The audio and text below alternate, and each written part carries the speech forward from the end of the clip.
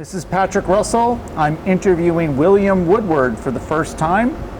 This interview is taking place on August the 9th, 2021, and we are in Claremore, Oklahoma. This interview is being conducted by the Making History Project. How are you doing today, William? I'm doing very fine, thank you. I feel real good.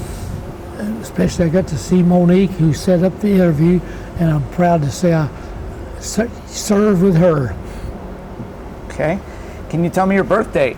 10/19/31. And where were you born? Tulsa, Oklahoma. And can you tell me a little bit of what your hometown was like when you were growing up? Ooh, I like Tulsa. I can say I loved it. I said you only love the dear Lord and certain things, and maybe I love Tulsa too as such, but I dearly liked growing up in Tulsa. Went to high school there, played football, and was pretty good at it. They named me All-State. I was guard on my Holy Family team, where I graduated from high school in 1950, went overseas, fought the campaign, come back home, and served as brig warden at the Corpus Christi Naval Air Station, and then went discharged from the Corpus Christi Hospital. The commanding officer come up and discharged me and said, "This is fun." He said, "What happened?" He flicked my corporal stripe. I said, "Sir, they never did give it to me." He said, "Be in my office in 5 minutes, and you'll be sergeant instead of corporal." I said, "Thank you, sir." Mm-hmm. So that was my end in September the 25th, 51. Okay. Well, you went through your entire history right there, so let's go back a little bit. Okay. All right. So, in Tulsa, what's Tulsa known for back in the day? Listen, scoot that just a little bit closer. I can hear you pretty good, but the noise kind of buffles you out a little bit. Okay. Yep.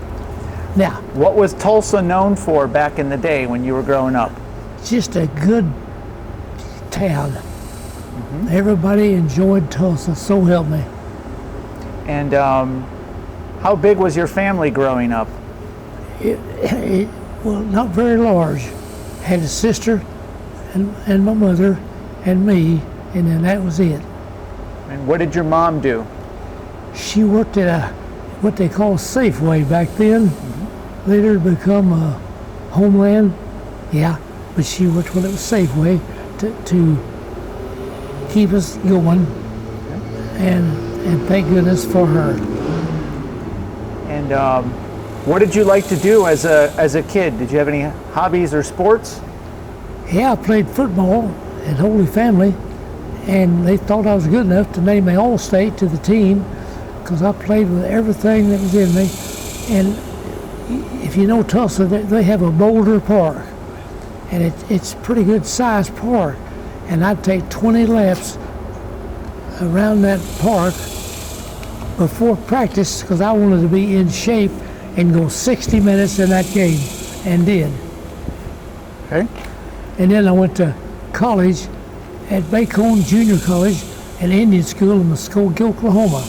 From there, I went to Arkansas Tech at Russellville, Arkansas, and there wasn't people that could study harder. They might have been smarter, but a girl named Sue Carol Price married our fullback, Sue Carol Bruder, and I tied for #1 in the senior class, May of '56. We were both, she was smart, I was a hard worker. And I hope she hears that. And what year did you graduate high school? Which school? High school. High school? 1950, went straight overseas.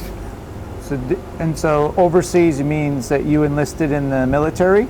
Yeah, the Marine Corps took us. We graduated, landed on September the 1st, 1950, and fought our way through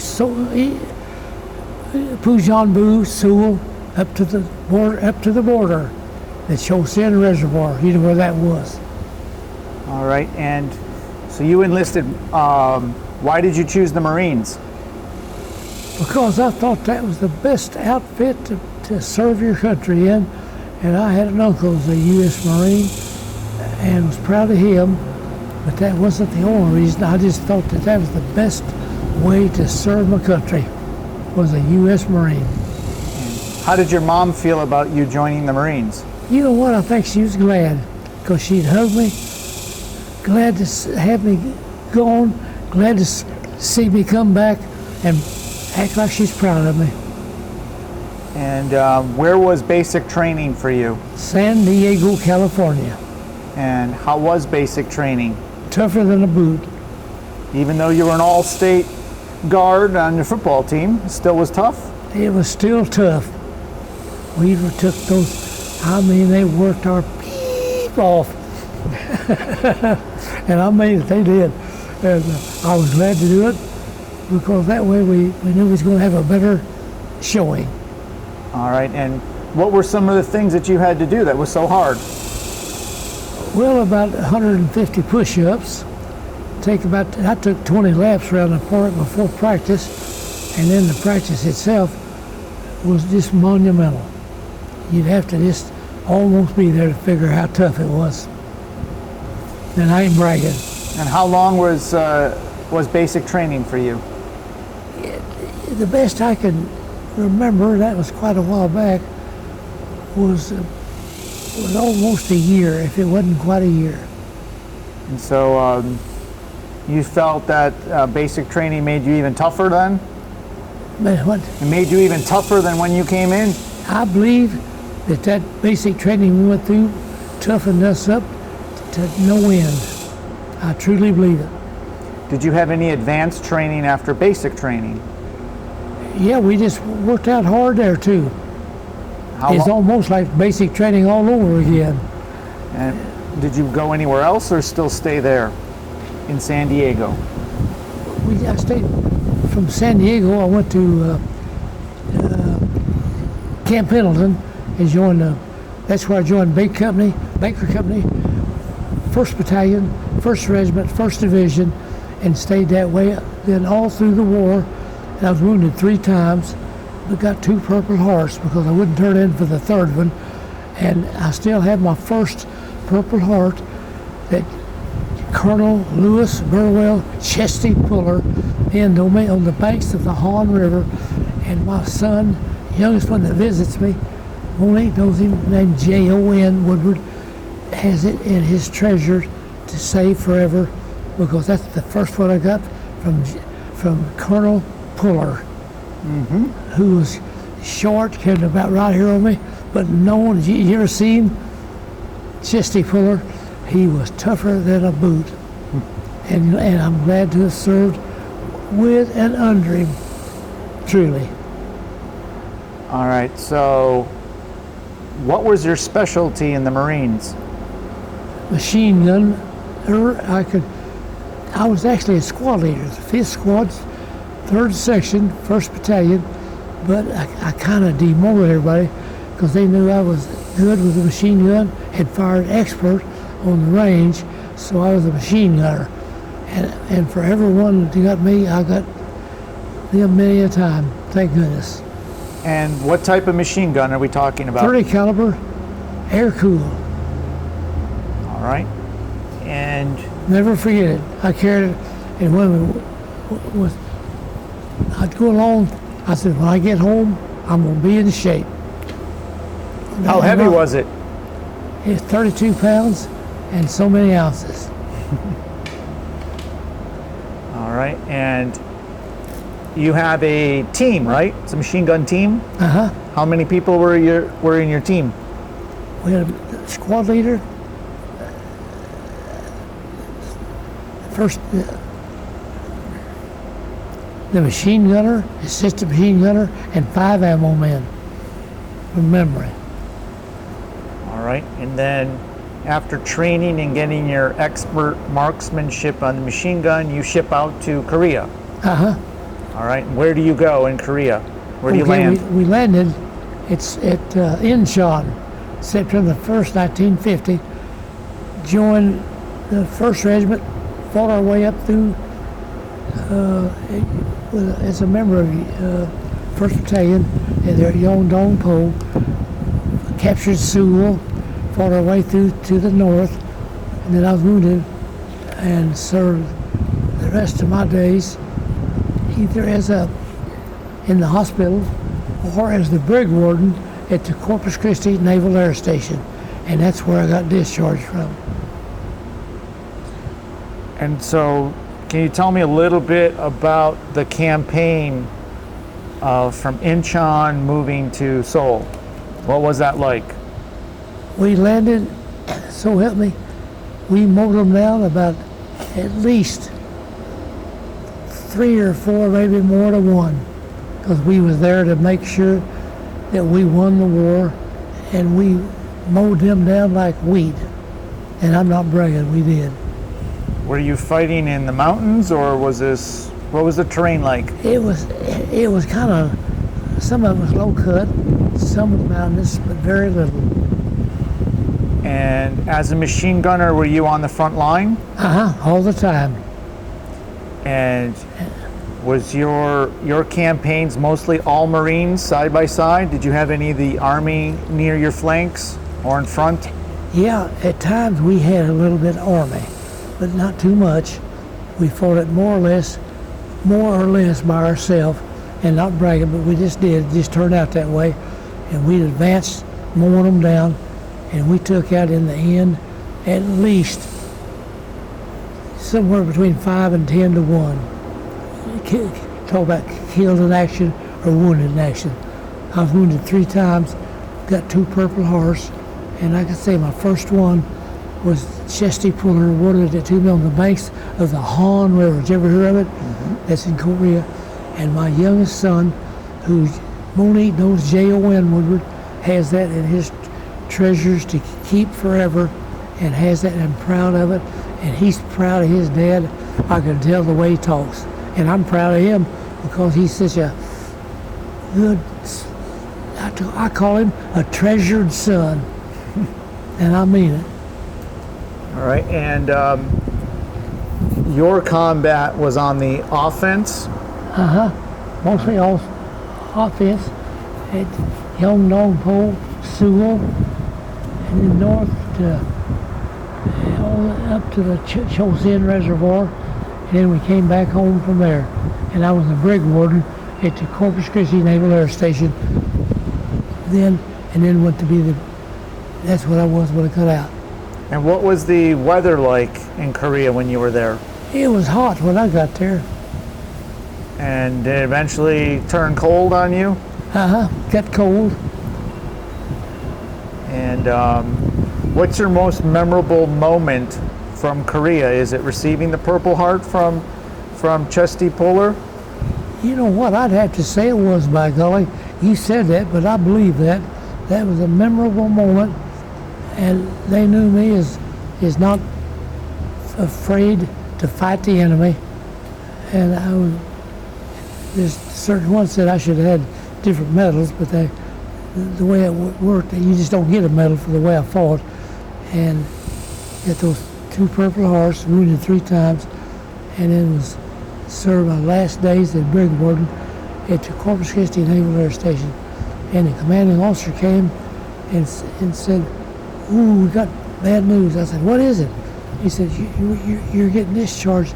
I said, "Oh, a shrapnel, a hand grenade was thrown at us, and I threw up my hand to keep from protecting my face, and it went through right here and put out my left eye. So from that day on, I didn't have the left eye or the end of my left finger. So I was glad to serve no matter what." So that was your first Purple Heart? Let's see. Or why don't you tell me how you got your first Purple Heart? What was going on? Say what? How did you get your first Purple Heart? What happened? Well, the best I remember is I just was mowing them down all the time and just got it. That's all I remember. But you got hurt, obviously. Yep. All right. That's all I remember. Just got it.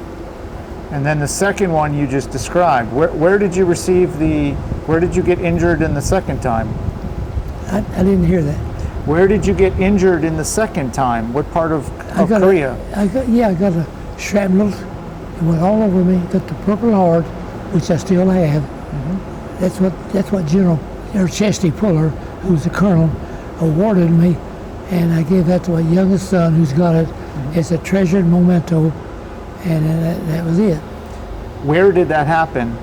In North Korea. Do you remember where? Was it near North Korea. Chosin? You don't remember where in North Korea? Oh, Okay. not now. Too long. Okay. And you lost an eye over that? Left eye.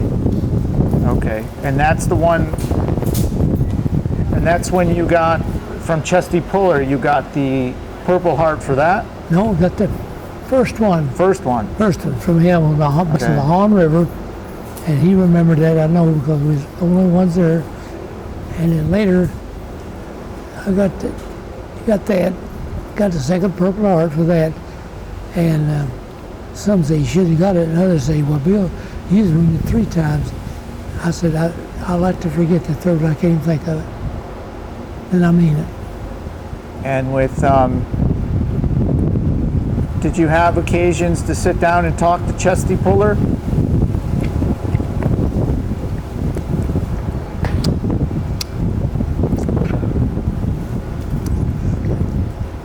I can't remember it if I did. How would you describe the man, Chesty Puller? He was about right there on me. So he's shorter. Yeah, way shorter, probably weighed 25, 30 pounds less. I was like him, I was kind of tough and wiry, and was never defeated in a fight back then. And he was tougher than a boot, and proud to serve under Lewis Burwell Chesty Puller, and never got to see him again.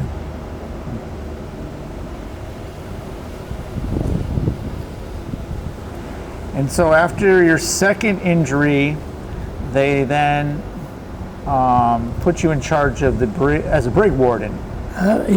Brig warden at the Corpus Christi Naval Air Station. And how long were you there for? You know what? I can't remember. Too long ago. How long were you in Korea before you moved back to the States? Let's see. January, February. You know what? I can't remember that either. I would like to remember, because I was glad to be back home to Oklahoma, United States, I mean, in Oklahoma. I cannot remember when I came back. But I sure glad to be home. Yeah, why? Like everybody else, he gets to come back to the United States after being wounded, loves their country, and I dearly love my country. I said, you love 3 things: God Almighty, the country, your folks, your wife, your children, and glad to be home. And I mean that with every ounce that's in me. Did you ever hear of the phrase, war is hell? The what? Did you ever hear of the phrase, war is hell? I can't believe I actually did at this time. All right. If I did, I can't remember. Would you agree with that statement? Would you agree with that statement? You know what? I can't remember exactly what it said. War is hell? Yep, Yeah. Would you agree with that statement? yep. Why? Because it's so engulfing, day and night, thinking you might get killed anytime. So it's just like you say, you feel that way. You can't help it. What was it like to be on the front lines with a machine gun dealing with the Koreans? You know what? I can remember that I was glad to be there. I was a squad leader, and my men all knew it, but I demoted myself back to gunner, because they knew I fired expert on the range earlier with it. And so then no one minded of me being the gunner and mowing down the Chinese. Later, the North Koreans first, and no one minded, and I was glad to do it. And I bet you I took out, not bragging, but a total of about 3 times the amount they got me. And I mean it. And I was glad to do it.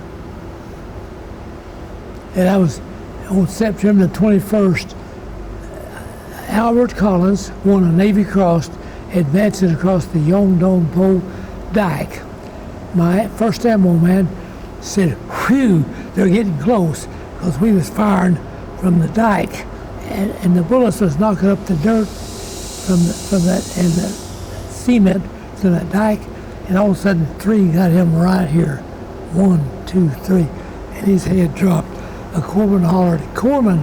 One of the Marines hollered, "Corpsman!" I said, "You don't need him. He's gone." The bad as I hated, his name was Jack D. Trader, and until this moment I'd forgot his name. Jack D's dog, Trader, and until this moment I'd forgot his name. But he was a good ammo man. Was it somewhat terrifying to be up there on the front lines, and I guess they were charging at you? It had to be scary. Had to be. And artillery? Did they use artillery against your positions? We didn't have much artillery on either side because we advanced too fast for artillery on either way. And I mean it. Would the North Koreans try to take out your machine gun emplacements first? Were you like a primary target? I'm sure they were. But you survived that. Yes, sir. And before each battle, did you ever have any type of a ritual or superstition that you would practice before it? No, I just prayed that I'd go back home and not be killed in action.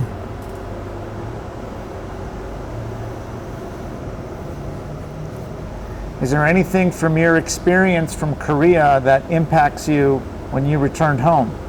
No, sir. You didn't have any type of nightmares or nervousness? I had them, but after that many years, I forgot them. So initially when you got home, you had some? At first you might have had some, but then they went away? Oh, yeah. I know I had dreams, nightmares, as you call them, about the action. But thank goodness my mom and sister-in-law took care of me. I only had a mother and a little sister, Beverly, and they took the best of care of me. I loved them with all my heart. Hate to see both of them go. My sister died first. My mother at 79, born October 17, 1914. And was a good mother if there ever was one. So how did you deal with those initially when they took care of you? What did you do for it? I was just happy to be alive. So gratitude. I just appreciate them. Did you ever have any issues with sadness or depression as a result of Korea? Not that I can remember. And to this day now you're okay? You don't have any effects from that now? No. I'm just glad to be happy among the living, and I hope that no one gets killed serving our country. I know they're bound to, but I pray for them not to. To the dear Lord above.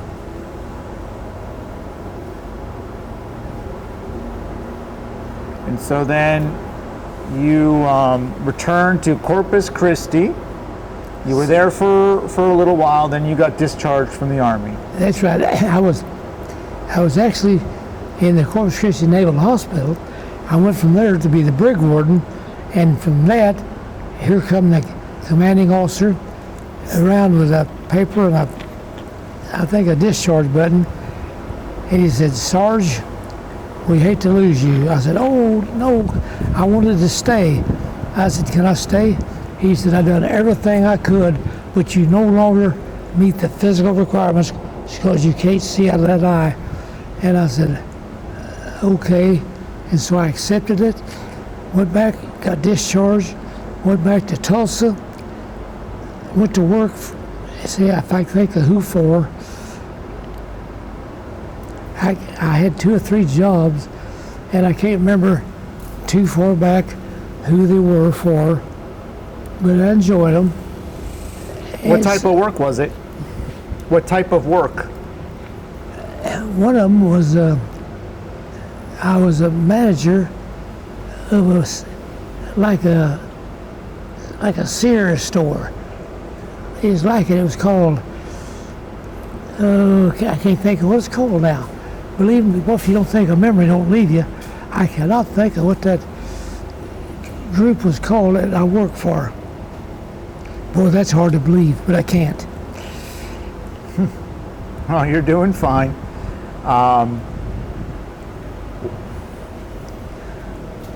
What else did you do when you returned home? Well, I did that. I coached football. My team, I won 3 undefeated city championship baseball teams and 3 undefeated city championship football teams. And everybody said I should go into coaching. I said I just did what I needed to do.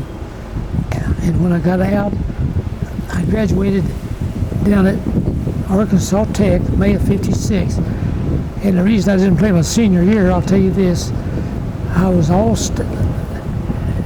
knock on wood, All-American guard at Bacon, but pre-season going at Arkansas Tech, I worked off-season at a lumber yard, and I was carrying a tie across the railroad yard.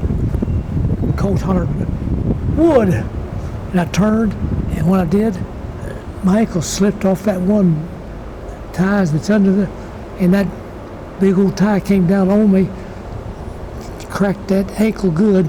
That ended my football season. In college. Okay. So you went to college, graduated college. May '56 at Arkansas Tech, What was your degree in? and I liked that school. What was your degree in?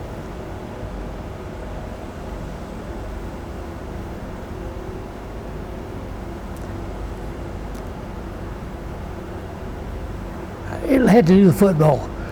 Okay. So physical education? Then what? Physical education and coaching? Yeah, that's it. All right. And then did you eventually become a teacher? No, I never taught. I just coached. All right. How long did you coach for? 1 year. Then I came home to Holy Family, coached there, and then that was it. I went to work for Sinclair, and I can't think of the name of the company that took Sinclair over, and it was a good company. I can't think of the name of them. Started with, I can't think of the name. I forgot it too long. Is there anything you would like to add that I did not ask you today? No, sir. No? And we have your complete record. Yes, sir. All right. Is there anything you would like to tell future generations? Any type of wisdom or advice? No, just love your country and be proud of it and fight for it. All right. And that's it. Well, William, it's been a true honor to sit down with you. Thank you very much. And I enjoyed our time together and this interview. And Me too. And I want to thank you for your service to our country. Can I get a big Semper Fi from you? Yep. All right. Thank you, sir.